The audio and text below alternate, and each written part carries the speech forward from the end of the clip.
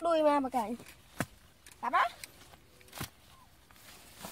đó về cá rồi cặp mơ xinh mà này mới đan nó rồi xinh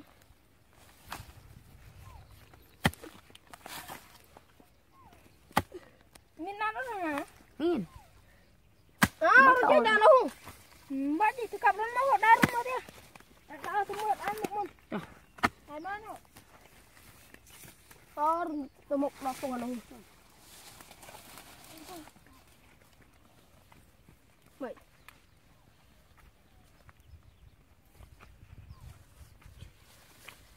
không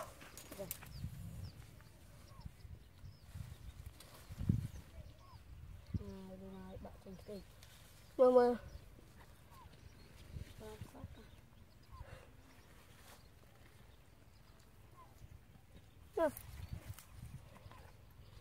đá đi còn nó mấy đá này nè một tiệt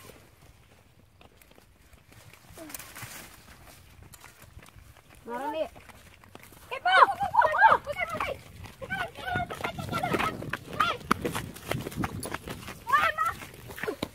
mình mũi à vậy hả trời thao mày nó khơi nam mày khơi này nè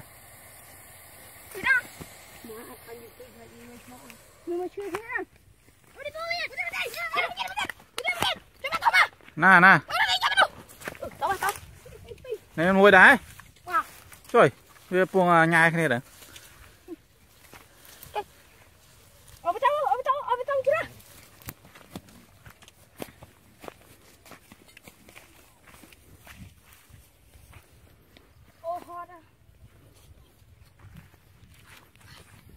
chỗ nó thấm chơi mà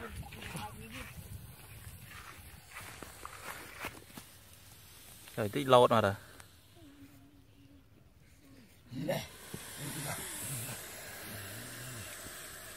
ôi bạn này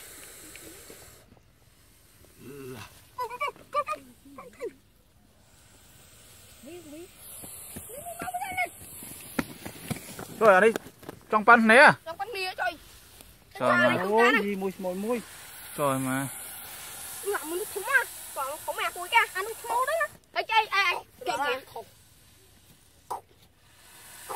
anh này chặt đi đặt ra xá đó rồi lấy cái nó bắt đây đặt ra xa cho mình ba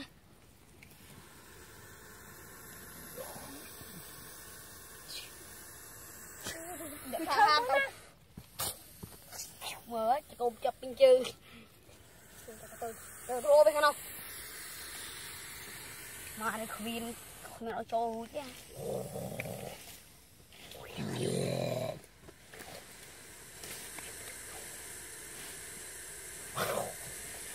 cái mà đúng không cái mà thùng vô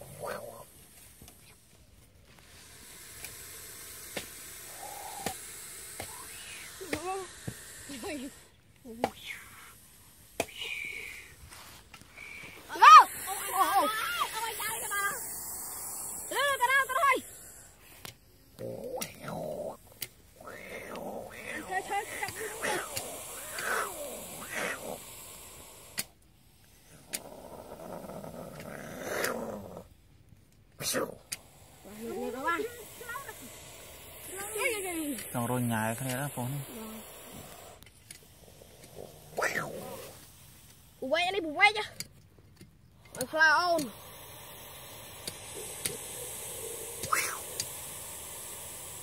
lên thông mét lom pong mà ô đây anh ơi chào ba trời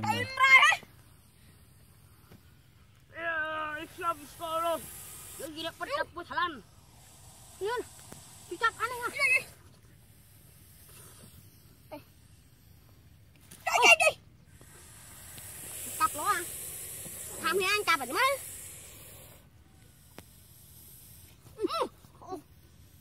bây giờ cặp à? Anh à, chặt nó mấy. Thôi giờ cặp ăn không tốt. Tham đá đâu tham đá.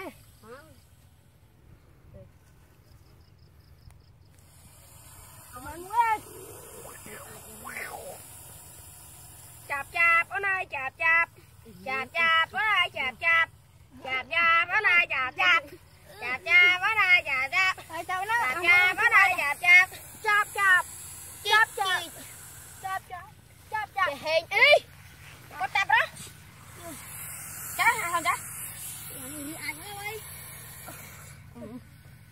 một anh cho con một đá bàn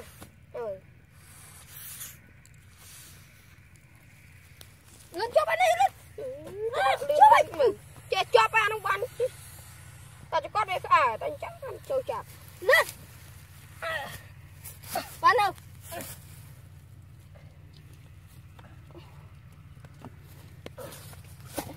chạy thi chập mẹ cái đây rồi mà cái tôi này nó tầm sợ luôn chứ luôn mà sợ về cái anh nhỉ trời mà bọc pan là ngay nó sợ em sợ cái này chứ sợ tụi mà sao đi mày nọ về á tầm sợ mấy ở trên tranh play à chưa đó sao nọ không ai bị một phân cũng co trường cái này về tranh bị prey đó nè ôi à mà chơi ngay học anh bạn mình là đây ai trời pì nắng vào má nè bắn thầy mệt nó bụng rồi bao giờ đây của ai cột em nhom đây giờ đào chích mùi khné rồi đi cột mày đây ăn bánh đấy bạn tăng phải thơ bữa nay cái bự hả sao ra một cái khuyên tôi bớt lên rồi ai nói thế bên này vì cái la vì cho play vì trình vì play bị đinh khăm cái này vì đây này anh tay đạn ấy ăn lên anh cũng số lên sang vậy anh ấy video anh ăn tay này mà thằng bao số lên sang vậy bạn to rồi bạn đây cái tay anh chơi máy tôi giờ máy cho anh đừng hay mua đào tạo bạn đây cái tay ôi vì anh rất mà nhớ ê vô tập bẹ co đó bạn co tinh là cái bạch tia mình đang bạch tia mình anh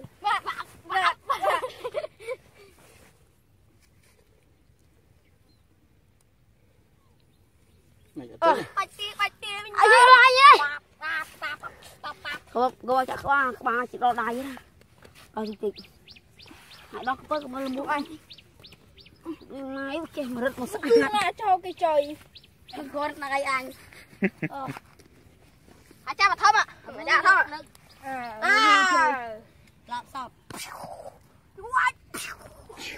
cha kia là khám ơi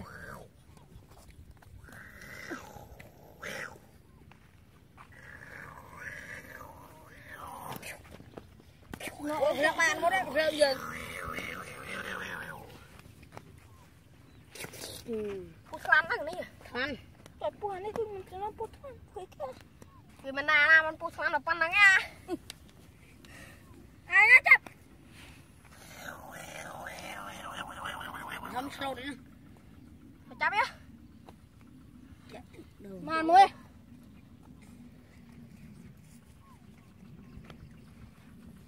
thì chặt được đôn nè nó mà chặt được đôn của mình dây ta nó mà chặt được đôn chả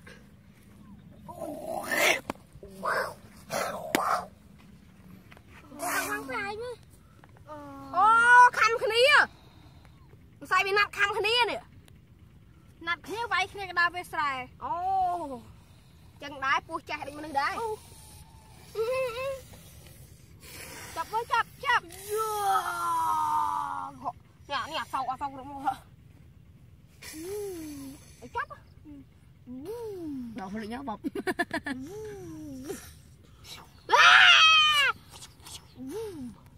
chọc cái gì mới sai pua giờ nó chập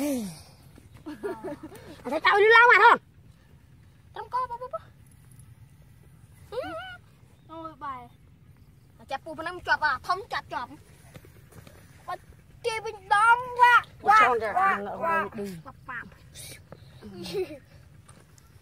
Khoai canh nó mới ăn canh cái bát cái nhô. Lên là ai đuôi chứ đừng. Không đuôi ra bạn này. Con mà em, ai cũng lấy chân. Ai lấy đai nè thằng. Ai thằng han lấy đai. Ai thằng lấy đai. Anh làm khát đấy. Rồi cái nó cứ vượt đây rồi chọn. Ôi. Nên chỉ can. Ăn đi nữa vì ăn Sao thế? Anh mà không mẹ chạy hết cả tôi nhé. Rồi một đón khoan chơi hồ. Bắt chị mình mà đo. Cạp.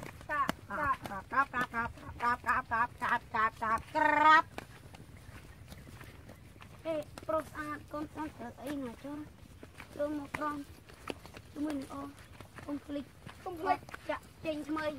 Bắt chị con mặt mày.